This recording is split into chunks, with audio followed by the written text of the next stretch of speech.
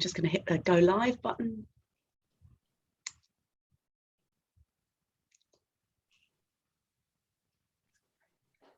So it says we're live on Facebook now. It's always hard to believe Facebook because I've still got a little bar going along over here on my other screen. So I know, there's a delay, isn't there? There's a lovely face that I'm pulling as well in the little screenshot it's captured. Like, so I had one the other day where I was like that. I thought, no, you look like you're on a bar, you know. So leaning forward. Welcome, welcome, welcome. So let me introduce everybody to Lisa Unger from Lisa Unger Nutrition. Absolutely delighted to have you here. It was great to have Karen last week talking about the kind of body in terms of menopause and changes, but it really got me thinking that I need more of you experts in here. Our demographic in this group seems to be women that are either about to or you know, have gone through, or as Karen said, it's the rest of your life we have to be thinking about, and it's a third of our life that we're in this stage. So today I know we're going to be touching on a number of different things, but really importantly just looking at how what we consume can either support or hinder this, what can be, as we all know, challenging phase of our lives. Absolutely. Yeah, thank you. Well, thank you for inviting me. I'm really excited to be here. So shall I start just telling you a little bit about me? So yeah, I'm a nutritional therapist and I'm a master practitioner in eating disorders, and I specialize in all aspects of disordered eating, so but particularly overeating and binge eating. And I help clients on a one-to-one basis. I also have monthly membership, the Apple Core Club, and I've got a free Facebook group. But again, my demographic is mainly women, especially the membership is only women and the Facebook group. And most are over 40, and menopause is, you know, a real struggle for a lot of people. And there is so much that you can do through nutrition to support yourself with the menopause. So that's what I really want to talk to you about today. Yeah, and I'm really excited to hear that, because as I have been completely explicit last week, I'm there. I'm teetering on the verge. So for me, I've noticed changes in my body. I've noticed how I might, you know, put on a few pounds, and I used to just spend a few weeks sort of not eating bread or potatoes, and it would just go and I'd go back to normal weight. That doesn't happen anymore. Oh, it's much harder. And I speak to my friends, and that's similar too. And hi Helen, hi Brigitte, hi Ronnie. It's lovely to have you here. So we've got some people. Oh, lovely. Hello ladies, thank you. And the other thing, the weight always seems to go around our middle. That's sort of, and that's because that's where our organs are. So it's going there to protect us. Sometimes we don't want the amount of protection that we get. So can we start by thinking or looking at what it is that is sort of changing, that means this fat is depositing here, or we need to think differently about the way in which we eat? You know, what is going on physiologically that we need to kind of address through how we eat and what we consume? Yeah. So first of all, I just want to explain what a hormone is. And we hear this phrase, you know, hormone imbalance, but I don't know if everybody actually understands what it is. Hormones are chemical messengers, and there are at least 100 that they know about in our body, and they are very sensitive to what we eat, to our environment, etc. And they change. And when they change, it has a knock-on effect on the other hormones, and that's when they become out of balance. Now, obviously, when we're going through our menopause, our hormones are changing because we're not going to have children anymore. And so the ones you hear about all the time are like estrogen, testosterone, the thyroid hormone, etc. And really that's what it's about. That, and because they're so sensitive to outside influences, they can lead us, if they're out of balance, to us having symptoms. And with menopause, they're out of balance anyway. So, interestingly, because cortisol is something that I'm always talking about. Absolutely. Because, you know, when we're stressed, cortisol is produced, and apparently also can be responsible for that thickening around the middle. Definitely. That's right, isn't it? There's a link between the stress and actually that carrying that extra kind of middle. I don't want to call it a tire, but it is like a tire. But it's to do with insulin. So insulin is, we hear insulin talked about when people have diabetes and things, but I don't think people really understand how relevant it is in menopause. So insulin, another name for it could be the fat storing hormone. So if I give you a very quick biology lesson, if, for example, you're eating a biscuit breaks down really easily. So what happens when we eat any sort of carbohydrate, it breaks down into into glucose, blood sugar. As it reaches as glucose goes into the blood, it's called blood sugar. So if you eat something like a biscuit on its own, it breaks down really quickly and you get a big spike of blood sugar. What happens is insulin's job is to take that blood sugar and help it get into the cells so you can use it for energy. But what happens is if you get this big spike of blood sugar, you get this big spike of insulin, and insulin only uses what it needs for energy at that time. And the rest of it is stored a little bit in our liver, but mostly in our fat cells, and it's stored for later. So when we are stressed and we're making lots of cortisol, the body, cortisol disrupts the production of insulin, and it damages the cells in the pancreas that produce it, and so therefore the insulin isn't working as effectively as it should, and too much might be made, and then it stores the fat around there to protect our organs. Right. Yeah, that really makes sense. And also, I mean, aside from it all sort of depositing around the middle, I find, I don't know if others find this, I'm sure there are many do, there's that crash after the spike in blood sugar as well, which adds to feeling crap, doesn't it? It adds to feeling. Does. So you often notice that if you've had that biscuit, let's say at 4 o'clock, at 6 o'clock, you're hungry again. So what's happened is the insulin has taken all that glucose really, really quickly into the cells, what it needs. The rest is stored. And then what happens? Your blood sugar goes too low. And then what happens 6 o'clock? You're thinking, if supper's not for another hour and a half, I need something else to eat. And then it's a roller coaster.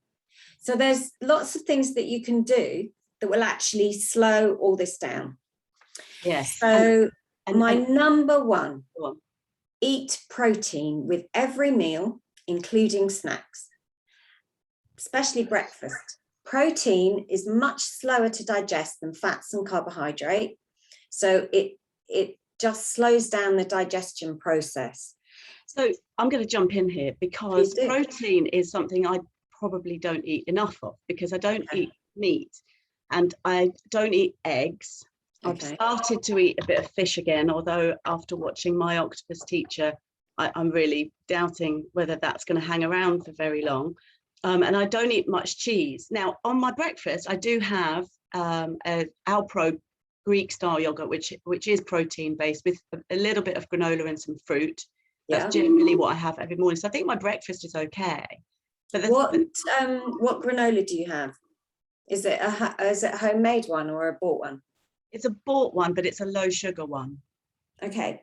So what I want everybody to do with their when they buy, it's fine to buy. I'm not saying you have to make everything, but have a look at where on the label where it says carbohydrates and it says of which sugars.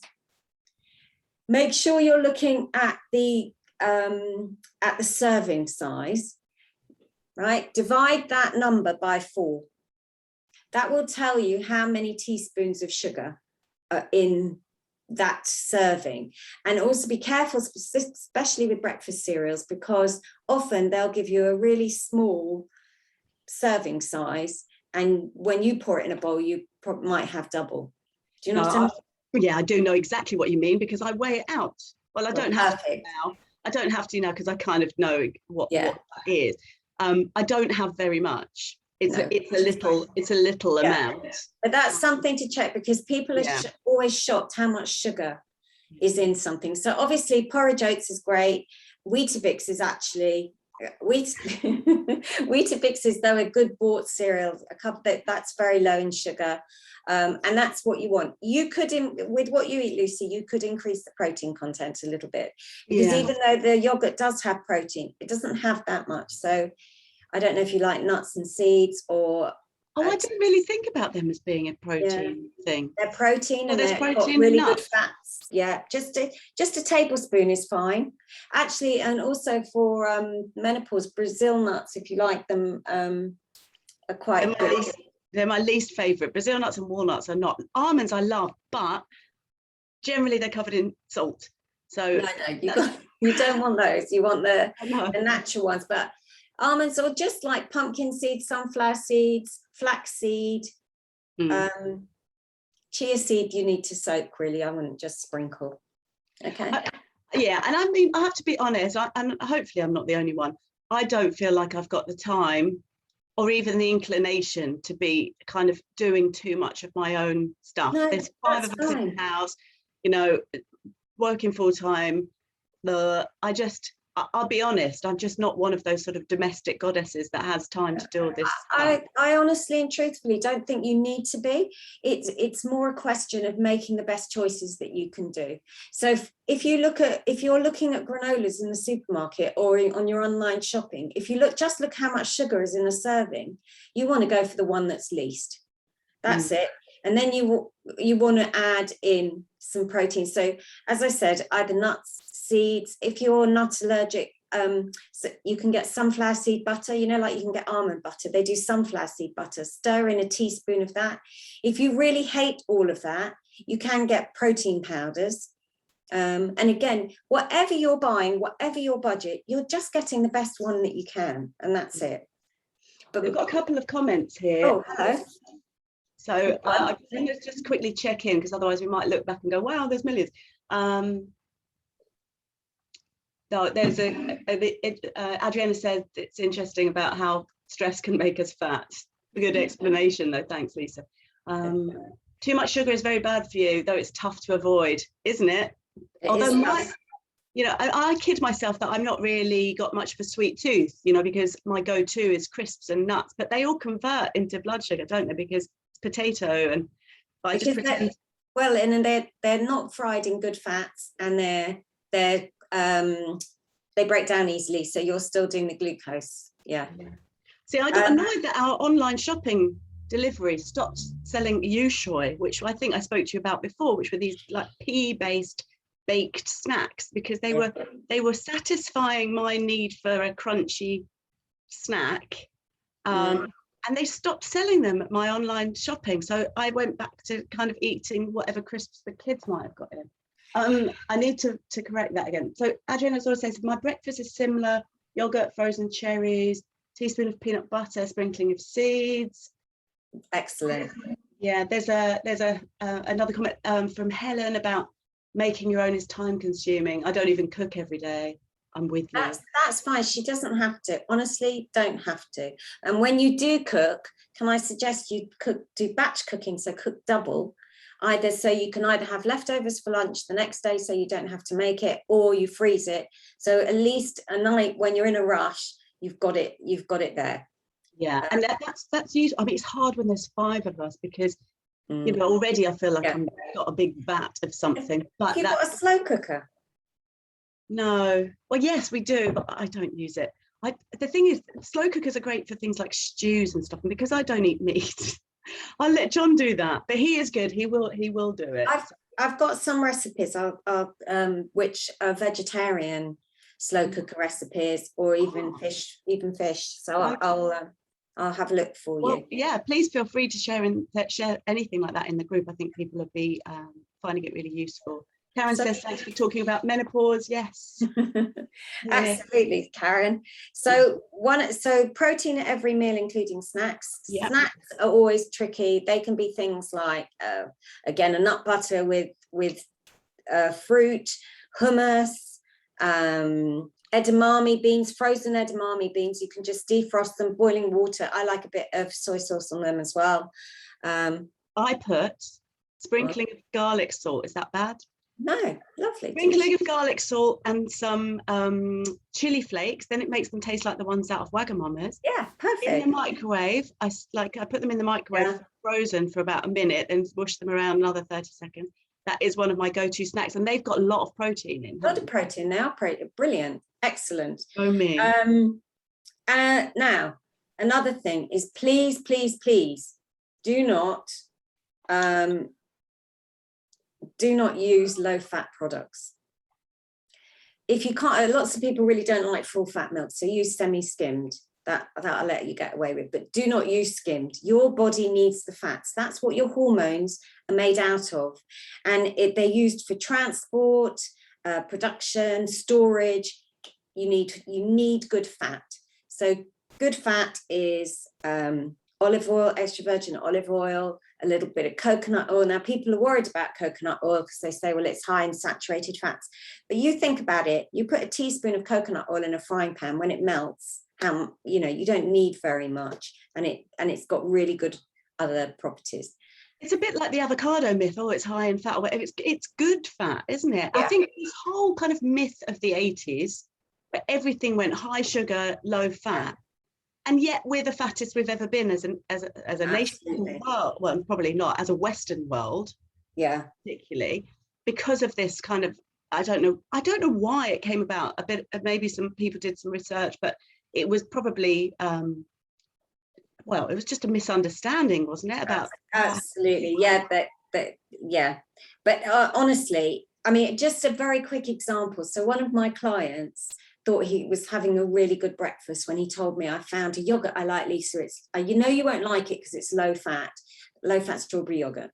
So we looked at the ingredients the same way I told you, looking at the label, dividing the sugar content. In one yogurt, the normal size was 4.5 teaspoons of sugar. It's disgusting. That will give you that roller coaster of blood sugars, make too much insulin, and you will be storing it as fat. And it's really wrong that it's marketed as healthy. It gets me really, really cross. Yeah. So protein with every meal, fats, really important. Then I want you to picture a healthy plate. So a healthy plate, half your plate is vegetables. Half.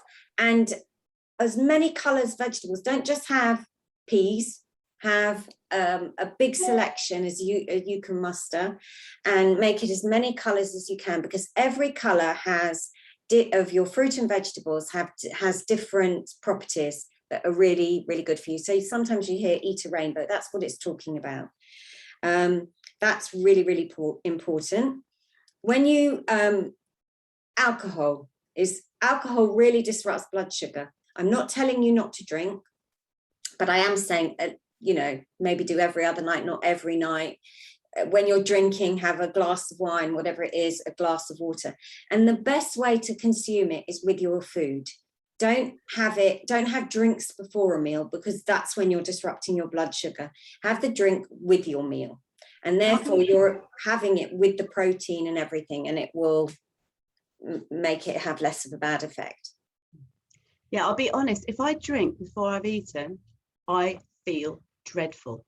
Even if I've only had 1 or 2 drinks, my stomach just hates it. I always put it down to maybe my stomach lining really just not being great. I was on antibiotics for a year, and since then, I just feel like my stomach was not okay. We need a discussion about antibiotics for a year in your stomach, because they kill all bacteria.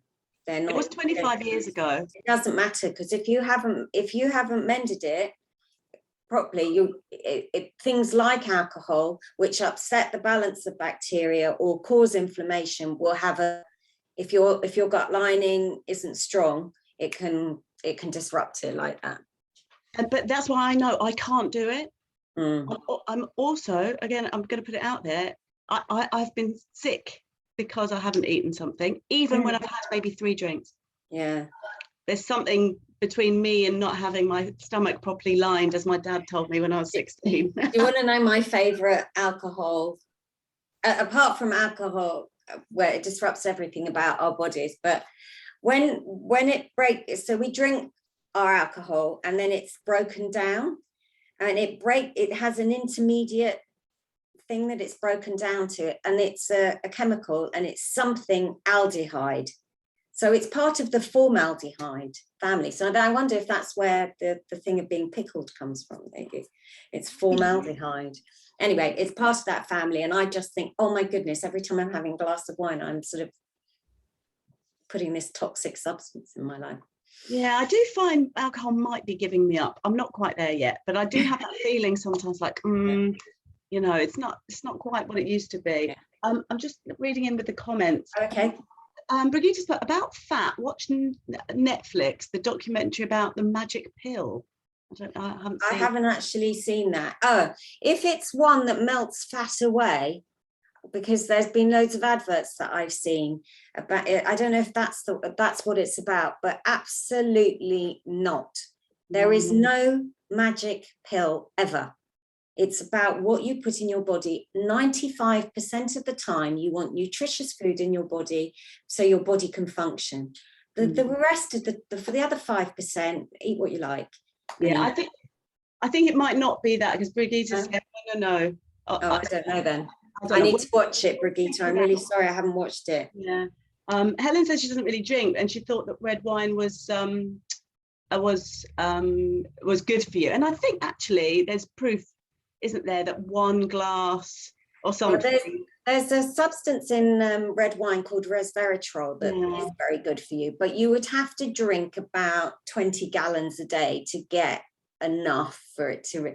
I mean, it does have it. You know, there is research to say that it is good for you, and a glass of wine a day, whatever.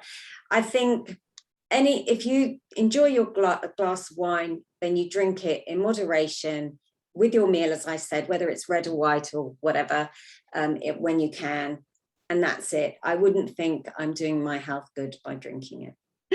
I'd love to convince myself that with a case. Brigitte says it's a documentary about the misinformation we were given about fat over the last 40 years. Oh, okay. And much more, including the keto diet as well. It sounds really interesting, actually. So I will definitely watch it, Brigitte. Sorry, but you did give me a chance to mouth off about these awful adverts about you can take a pill to melt fat away. You can't. Yeah, and I think, you know, just we'll come back, I promise, Lisa, but just to take a little sidestep here, I think it's nutrition, like fitness, like looking after your mental health. None of these things are a quick fix. There's no magic pill. No, there isn't. It takes a bit of self-discipline, it takes a bit of effort, but it's about the sort of bigger picture, isn't it? Like, how do you want the rest of your life to be? And absolutely. It might feel sometimes that we're having to make sacrifices to spend time exercising, or spend time meditating, or spend time cooking or batch cooking, or thinking about our what we consume, or missing out by not drinking as much or whatever. It feels like we're almost making sacrifices, but I think we all need to sort of step back a little bit and look at the bigger picture and say, well, do what you want, but in order for life to be more pleasurable, more enjoyable, for us to have less fluctuation in mood and hormones and everything else, we actually have to sort of take it upon ourselves to have a little bit of self-discipline, make that effort for the greater good, and boy, are the rewards worth it in terms of feeling better, enjoying life more. My friend, it really resonates with me. Her grandmother lived a really, really long life, but physically was very unable, mentally all there, but couldn't barely get out of a chair. And it's really stuck with me that what I want now going forward is to be strong, is to be healthy, you know, because I've spent a lot of time working on my brain, not so much on the rest of me, because I've never really had a problem with food or weight, or whatever. It's kind of been on the back burner.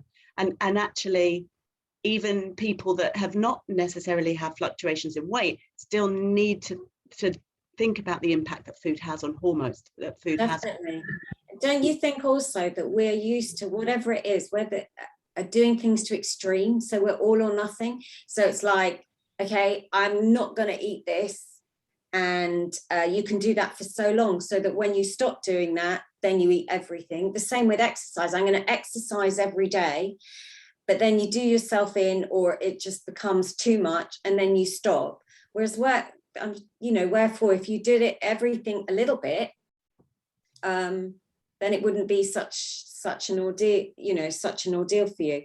So I just want to just finish the nutrition and talk about fiber. So everybody knows this, but we want to really limit the processed foods that we eat. We've got all the processed food. There are over 56 names for sugar when you look at a label. So, and half of them, I couldn't even tell you what they are. There's some, like fructose and malrose and whatever, sucrose, but there are loads of hidden names, and those are hidden in these products. They disrupt our blood sugar and they disrupt our hormones.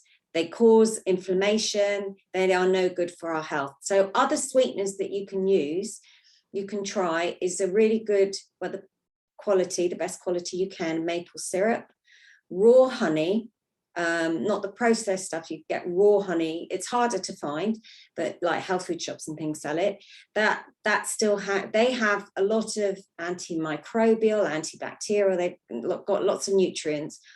Things like coconut sugar, dates, all of those can be natural sweeteners, and they can be, as I say, they've got nutritional properties. So I often use those with cooking. Fiber, you want whole grains, pulses, your vegetables got fiber, all of those. So that's good for your gut microbiome.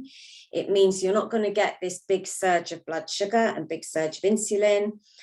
Helps with bowel movements, which gets rid of excess hormones, particularly estrogen. And you want to get rid of it because otherwise it can recycle through your body, and it's not such good quality estrogen. One of the vegetables that I really want to stress, unless you have arthritis, is cruciferous vegetables. So those are like broccoli, cauliflower, Brussels sprouts. They help break down and eliminate estrogen.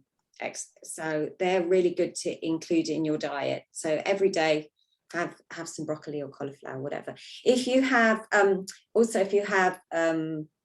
thyroid problems, an overact, I think I might be telling you the one, I think it's overactive thyroid, you have to be careful with those kind of vegetables. But research has shown that actually if you eat a little bit and they're cooked, that's okay. And also arthritis, if you've got arthritis, no, I'm getting confused. Forget arthritis, it's the thyroid I'm talking about. No problem. Can I just come back to the estrogen thing? Yes. Because those of us that are not that au fait with the whole kind of hormones thing, you're talking about kind of getting rid of unwanted estrogen. So why would we want to get rid of it? Like, isn't it something that we're losing as we get older anyway? And some people are, and some people, some too much. Some have got too much, right? And also that it depends at what stage you are. So if you've got excess going around your body, if you don't get rid of it all, it goes around again, and it goes around in a more harmful way. So it's really important. You want to get rid of the excess. And presumably then that whole hormone imbalance kind of affects our moods and how we're feeling and everything. Oh, absolutely. One hormone or another. Absolutely. And so we spoke, I said to you, I keep hearing all this stuff about metabolic diets for menopause and whatever. What does that actually mean? Just having things in balance? Well, I think if I'm totally 100% sure, I'm not really sure. Yeah. I think it's to do with is how you break. Some people are really, look at every way that I'm talking rubbish. I don't know the answer to that one. I just know that when it has diet on the end of it, I sort of dismiss it because, but I should look into that definitely, because I'm giving advice and you've asked a question. I don't know the answer. But the reason, to me, we just need to eat nutritiously 95% of the time. And if we're following general rules, I don't want to be thinking about, you know, has that got enough fat? You know, am I eating enough fat here? Am I eating enough you know? Yeah. I just want to be able to eat and enjoy my food. And that's what I focus on. Yeah, and I think you've just hit the nail on the head with the word diet there, because that's one of the biggest problems for women in this day and age, isn't it? That we've been on diet cycles of this fad diet, that fad diet, and actually it makes us kind of obsessive. So going back to kind of what I do, if, like you say, every meal you're having to prepare or think about, you're thinking, does it have enough of this or that? And have I, you know, and should I not have this? And it becomes a bit kind of, it then food ceases to become enjoyable. It becomes more like a chore. Then we have a difficult relationship with food. And then we move into the realms of kind of, like you say, cutting one thing out completely and banning ourselves you know, and then when we break that, which we invariably will, because to say I'm never going to eat ice cream again, just not going to happen, is it? That's just so wrong on every level. Stick to beat ourselves with. It is a stick to beat, and the trouble is, if you cut it out your diet, then when you do actually, you know, there are some foods, yes, it's possible to cut out forever, and ice cream could be one of them, but it's usually rare that we cut out one. We cut out that, we cut out chocolate, we cut out biscuits, and then you stop enjoying life. You can't, you know, you worry about going out to eat at a restaurant, someone's house or whatever. It's too stressful. And then what happens is it's restriction. And when you restrict, you break the restriction, then you eat more of it. Also, that your body doesn't know what's happening. So therefore it will hang on to all its weight. So you're much better making small step-by-step changes just for health, really, and the weight will come off if you get all the other things. Because when I talk about blood sugar balance, it doesn't just affect menopause, it affects mood, it affects cravings, it affects stress, it affects sleep. So there's so many aspects to it. So if you just include the protein in every meal, you just make half your plate veg, you make your protein about palm sized, you have small carbohydrate, make your carbohydrate like potatoes, rice, make them whole grain, so they're least processed. All of those things will make such a difference to you. So that if one night you have a few, you know, a small bar of chocolate, it's not going to be the end of the world. And therefore, the next night, you don't have to eat a whole big 400-gram bar, because you know you can have some more tomorrow if you want. Does that make sense?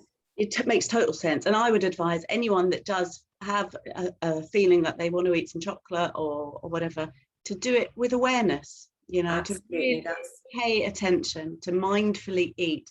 I had a group of ladies last week. I was doing a kind of taster session for a mindfulness course for, and those of you that have done the 8-week course or 6-week course, you know that we often work with just doing a raisin. Well, I thought, well, because it's a taster session, I'll take some chocolate along. I actually did bring some fruit for those that didn't want to eat chocolate, and some vegan chocolate as well. What everyone found most interesting was, because they were present for eating that, it was a Lindor ball most people had, these vegan, whatever they were, truffles. They felt satisfied. It was enough. Yeah. Because usually our attention is somewhere else. Yeah. And we're stuffing in, and we feel cheated if we look down and it's gone, because we've absolutely for it. And so, you know, those of you that kind of don't want to cut out an evening piece of chocolate or whatever, the best way to really enjoy it is to show up for it, and then not beat yourself up for it afterwards. No, and eat it, just as you say, really slowly. I was telling them, nibble it, eat it really slowly, really enjoy it, and take that time. I mean, you're saying the same thing. Take that time to eat that chocolate. Don't eat it watching television, or, you know. And also, I often say to clients to ask yourself, actually, do I really want it? Am I eating that because I really want chocolate, or because I'm hungry, or whatever? Or am I eating it for another reason? And if I'm eating it for another reason, that's when you have to stop, because it's not the answer. Go and sort out the other reason, you know, the emotion that's behind it. But if you actually want to eat it for chocolate's sake, then eat it, enjoy it, love it. It's really important. And again, you know, I'm going to link this to mindfulness. Awareness is everything. We really switch the spotlights of awareness of what is happening in my experience right now. I feel sad, and that's why there's this pull, this urge to go and comfort eat, or some other reason. If we can notice it, but we don't notice it when our mind is elsewhere, which is why in mindfulness practice we train ourselves being present all the time, so we can know what's happening as it's happening, and we have the freedom to choose. You know, that's all mindfulness is: awareness and choice. That's it. Sorry, why do you need a teacher to bring? It's easy to know all the facts, but it's much harder to do it for yourself. I know, it's training. That's why. Can I just mention a couple of other areas that are really important for menopause? So we said about, obviously we talked about nutrition, and last week Karen mentioned about exercise, which is really important.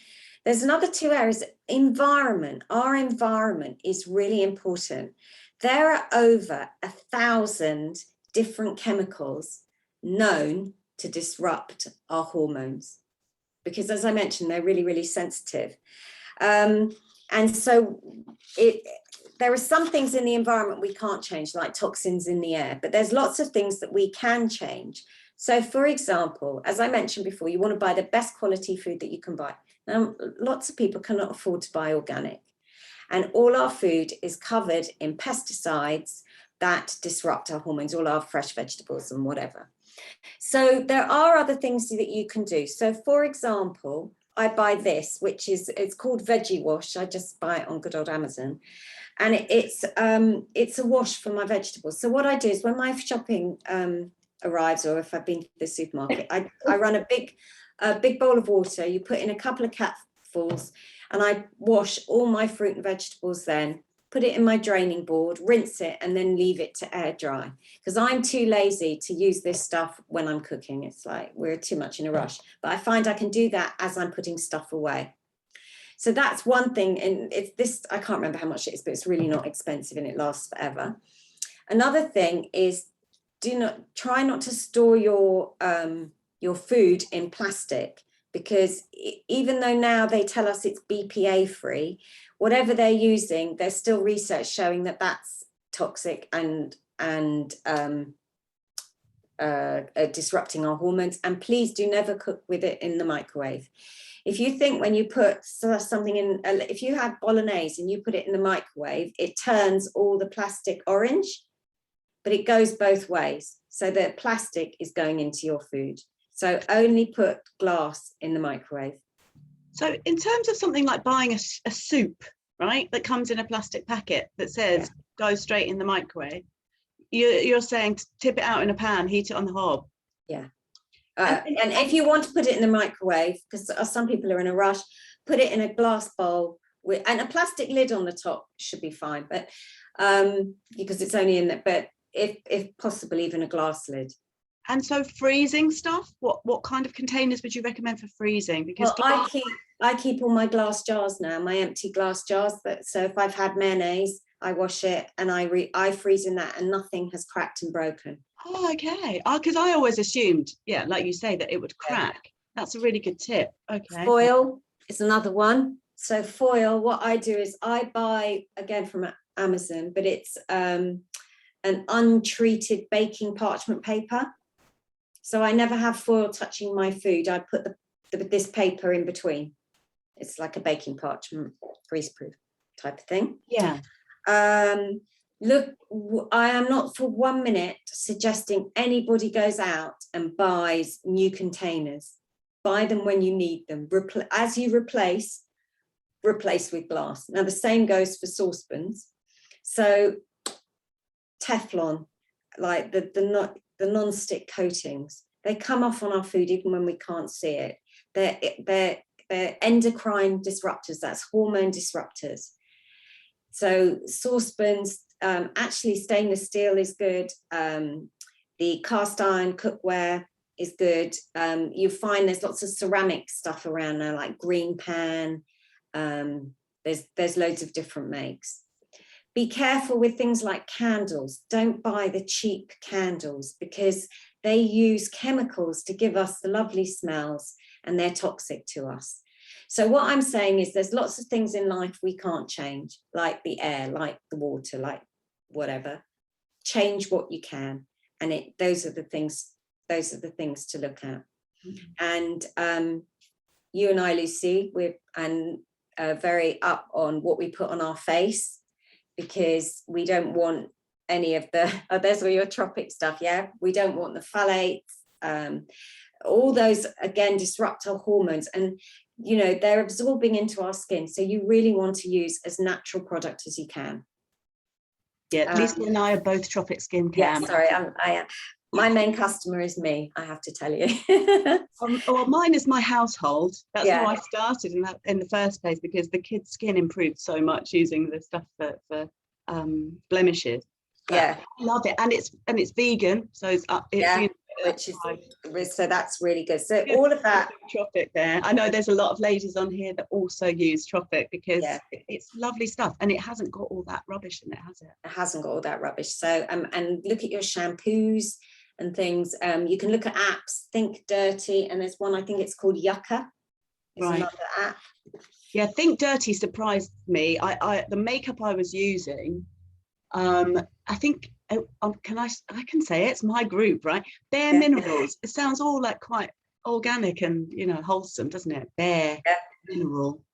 Bare Mineral. It scored really highly, like an 8 or a 9 or something, something horrific.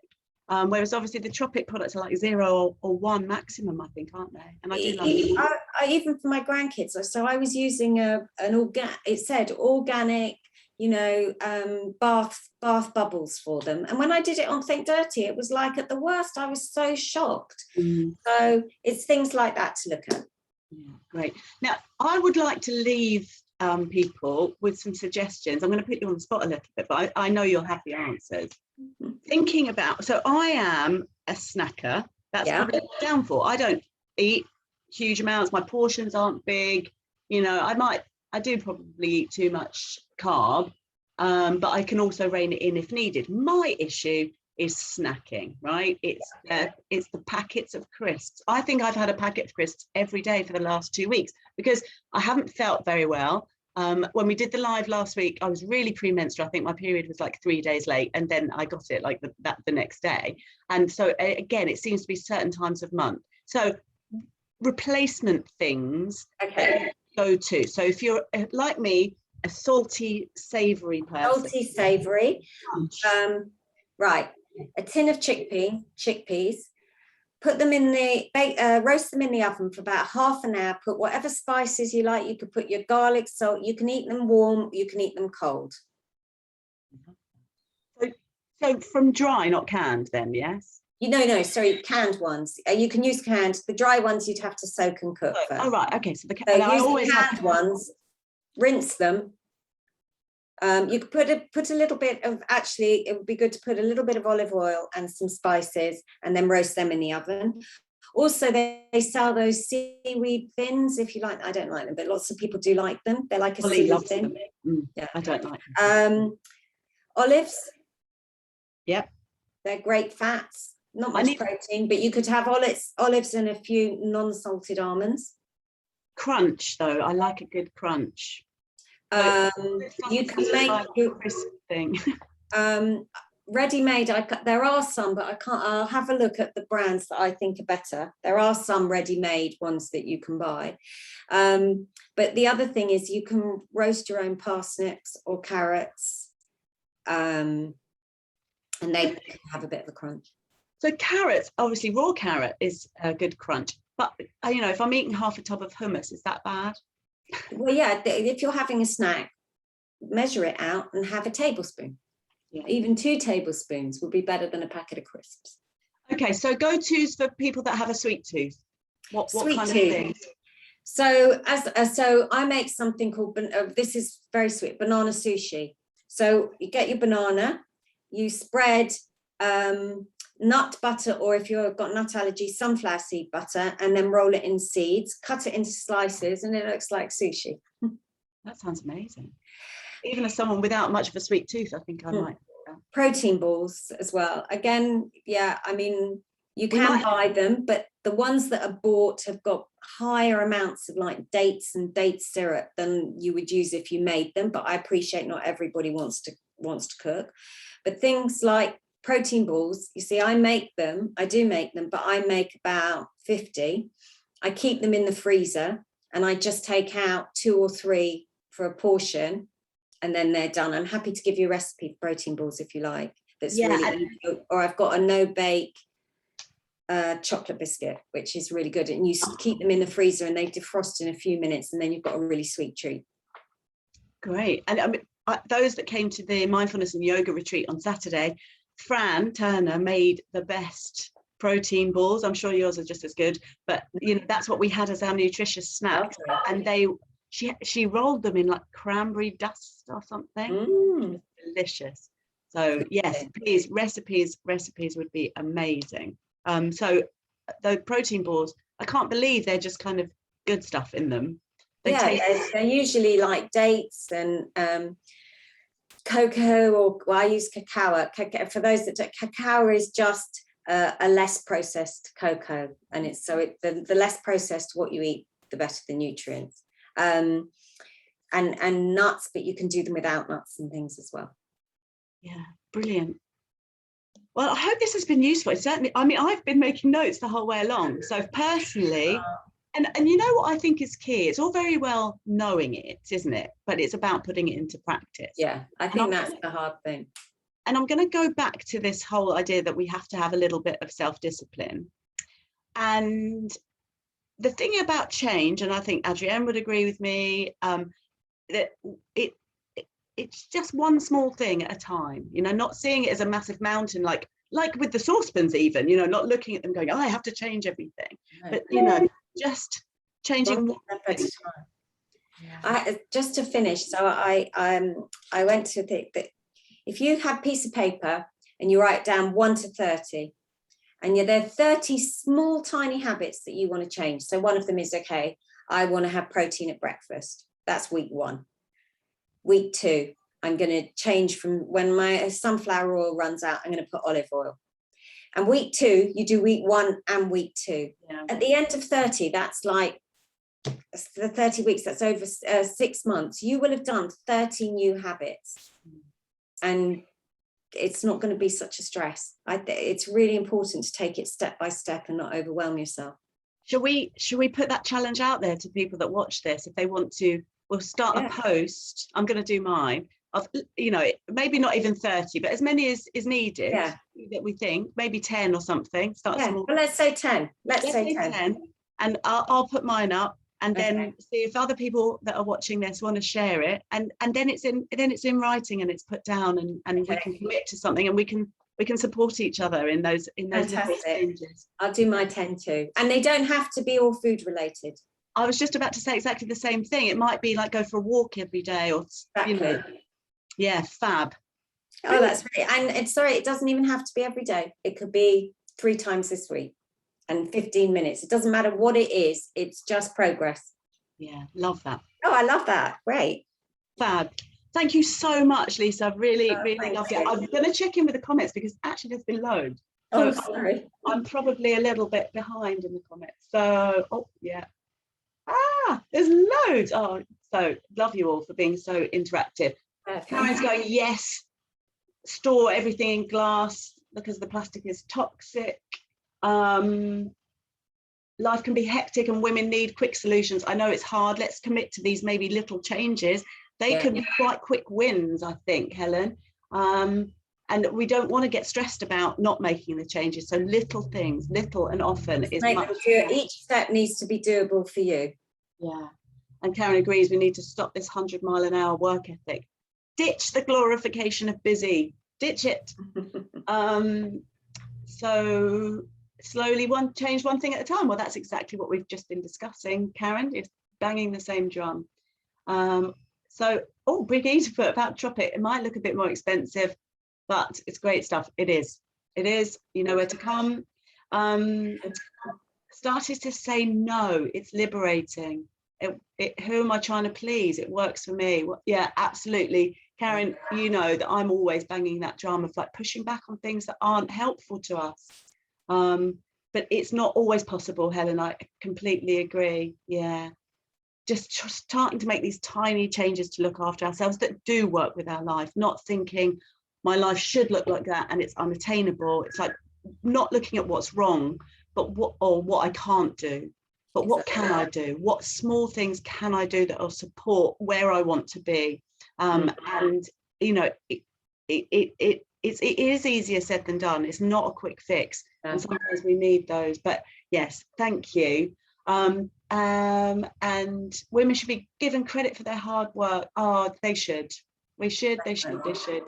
So thank you all so much for coming. Thank you for Lisa for giving a lovely talk in the group.